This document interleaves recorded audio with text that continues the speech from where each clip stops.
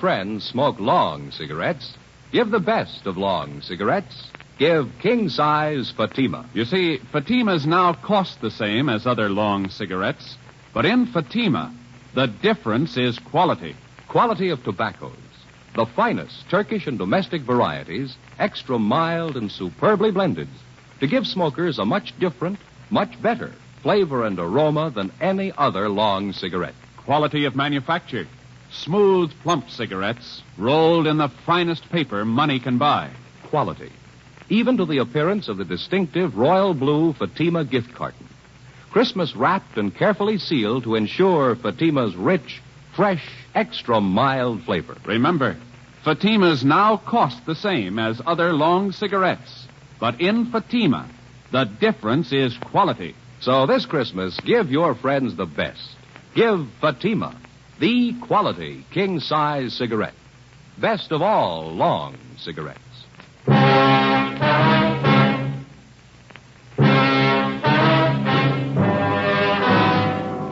8 p.m., Thursday, December 22nd. Still no sign of either of the missing boys. Chief of Detectives Thad Brown went back to headquarters to direct the search from there. He dispatched another detail of 50 men to aid in the hunt for the missing youngsters. 8:30 p.m. It was getting colder. The citrus growers were warned to expect a freeze. We went up the block to see Mrs. Johnstone. Her husband had quit work early and returned home. We talked with him. He could tell us nothing more than we already knew. We still had not informed either of the families about the bloodstains in the empty cartridge casing, which had been discovered in the backyard of the Johnstone home. It was more than possible that they had a right to know about our findings, but Ben and I felt there was no cause to add to the distress of the two families at this time. If the two missing boys were found alive and well, then the bloodstains in the cartridge would be of no concern to the relieved parents. At 8:40 p.m., Ben and I left the Johnstone house and went to the home of Mr. and Mrs. John Moorheim. Miss Moorheim, you said your husband worked at a market? Yes, he telephoned about 15 minutes ago, said he was closing up right away. He'll be here any minute. I wish Stevie would call, come home. It's so cold out tonight. All he had on was a thin cotton jacket. We'll try not to worry. We're doing everything we can. He'll be all right. Stevie's father's such a sensitive man. He and the boy are so close. I know he's terribly upset. Now, you're sure there's no place that you might have forgotten, someplace where the boy might be? No place. No. If anything's happened to the boy, it'll just kill John. No. You sit still. I'll get it, Miss Moorheim. Joe? Yeah, Harry. The Johnstone kid, he's been found.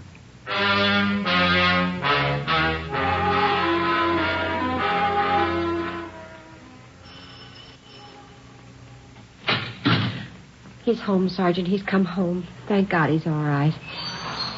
Where's he been? Did he tell you? No, he didn't. His clothes are all dirty and he's acting strange. I've never seen him like this. How do you mean, Miss Johnston? Well, he just came to the front door and said, "Hello, Mom." And he sat down in a chair and stared at the floor. He won't talk to his father or me. Do you mind if I talk to him? No, go ahead. I asked him about the little Moorheim boy, but he wouldn't tell me a thing. Where is he now? Right over there in the living room. Looks all right. Yes. Son, this is a police officer. He wants to talk to you. Don't be afraid, dear. He only wants to ask you some questions. Son. You see, Sergeant? Stanley, look at me, son. Come on, youngster. Get your head up there. That's better. You had your mother pretty worried. You know that. You want to tell us where you've been? We should try to get him to eat a little something. You hear that, son? Want something to eat? Stanley, there's another little boy up the street who hasn't come home. You know where he is? His father and mother are worried about him, too. Just like your folks were. We're going to ask you to help us find him. I killed him. I killed Steve with the .22. We were only playing, but I killed him. How do you know you killed him? Maybe he's only hurt now, isn't that it? No, he's dead. I know he's dead. The gun went off, and we forgot we put bullets in there. Where is he, Stanley? I hit him. I was scared. I didn't want anybody to find him. Where did you hide him, son? In a cave up on the hill. I didn't mean it. He was my pal. You want to show us where, Stanley? Yes, I'll show you. Please, don't send me to jail.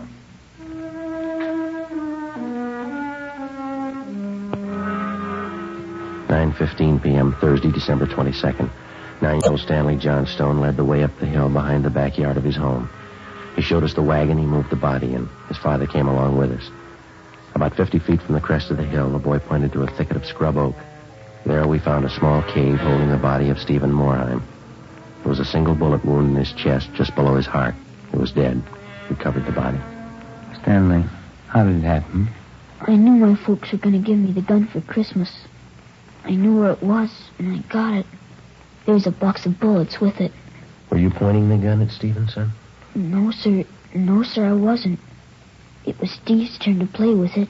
I was chasing him. Tripped over that stump there, and he fell. Gun hit him in the stomach, and it went off. Well, why do you think you killed him if you're telling us the truth? I'm telling the truth. Honest, that's the truth. Well, I believe you, son, but why do you think you killed him? It was my gun. Stevie'd still be alive if I didn't go and get it. I should have waited till Christmas. It's all my fault. Well, where have you been all this time? In the cave with Steve. Well, what were you doing in there, son? I was praying. I was praying for God to make him alive again.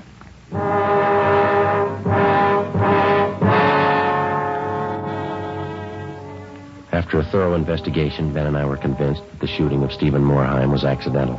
Lieutenant Lee Jones' findings substantiated the Johnstone boy's story even to the smallest detail. We put in a call to the coroner's office and acquainted him with the facts. He designated a local mortuary to handle the body pending autopsy and granted us permission to remove the body to the Morheim home. Mrs. Morheim collapsed. The family doctor was called. Ben and I sat in the living room to wait for John Morheim, the dead boy's father. Edith? Edith? Mr. Morheim? Yeah, you the police? Yes, sir. Well, where's Edith? Where's my wife? Has my boy come home? Have you found him? Yes, sir. Well, where is he? Steve? Stevie? Where's Steve? He's hurt, isn't he? Yes, sir, yes. Well, where is he? I want to see him. He's hurt bad, Mr. Morheim. Where is he? I want to see him. How bad? Pretty bad.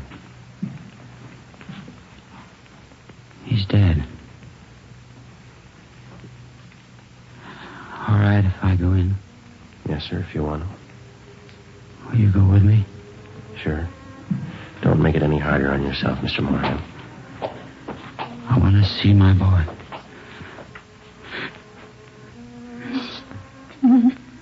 Mr. Morheim.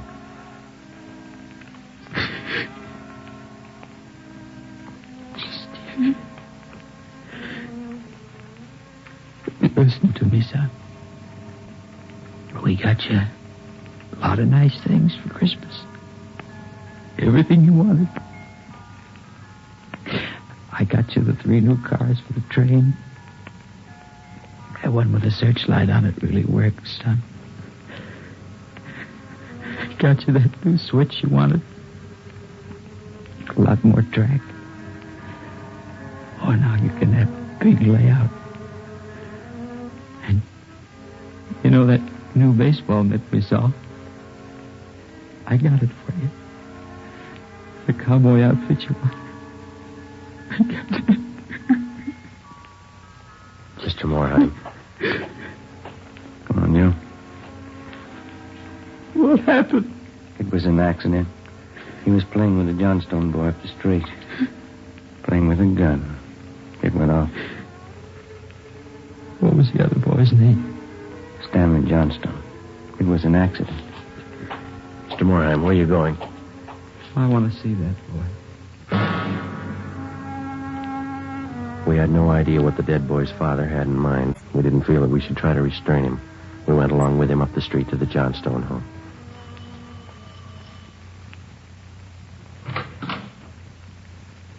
I'm Stevie's father.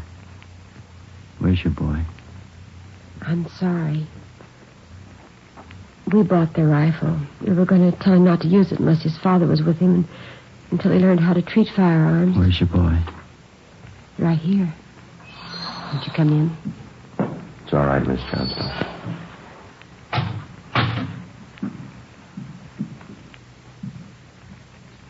You the boy that was with Stevie? Yes, sir. What's your name? Stanley. I know it wasn't your fault, Stanley. Wonder if you'd do something for me. Yes, sir. I've got a lot of nice presents for Stevie. I know he'd want you to have them. I want to give them to you Christmas Eve.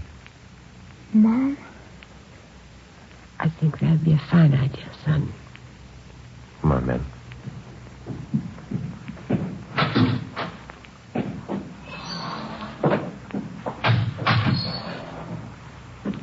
Well, what's it all prove, Joe?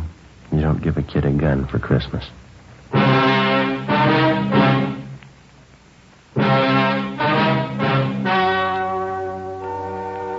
The story you have just heard was true.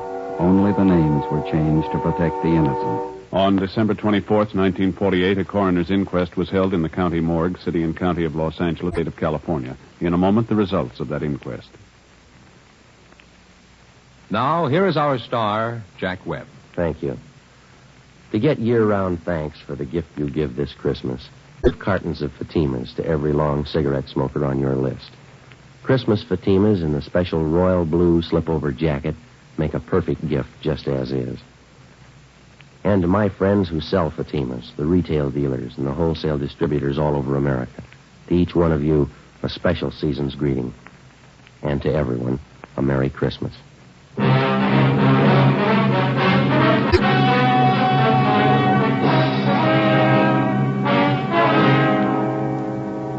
At the coroner's inquest, it was officially recorded that Stephen Morheim's death was the result of an accident. Stanley Johnstone was absolved of any legal responsibility for his friend's death.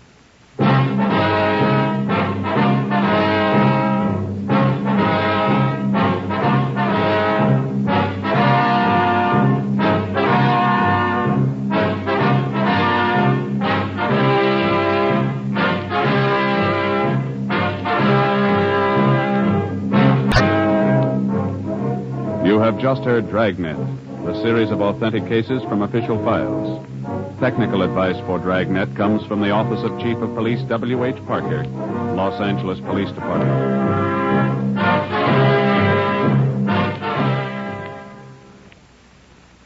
This is Bob Hope. Can we steal a second? Chesterfield always wins first place. That milder, mild tobacco never leaves an aftertaste. So open a pack, give 'em a smell. Then you'll smoke 'em. Don't forget to give Crosby for Christmas. I mean the Chesterfield Christmas carton with Bing as Papa Santa Claus. See you Tuesday.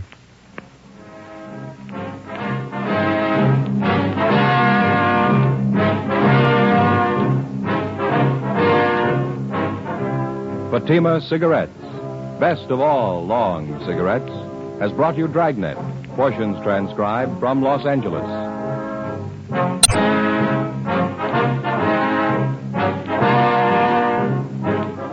We the People is next with more Good Times on NBC.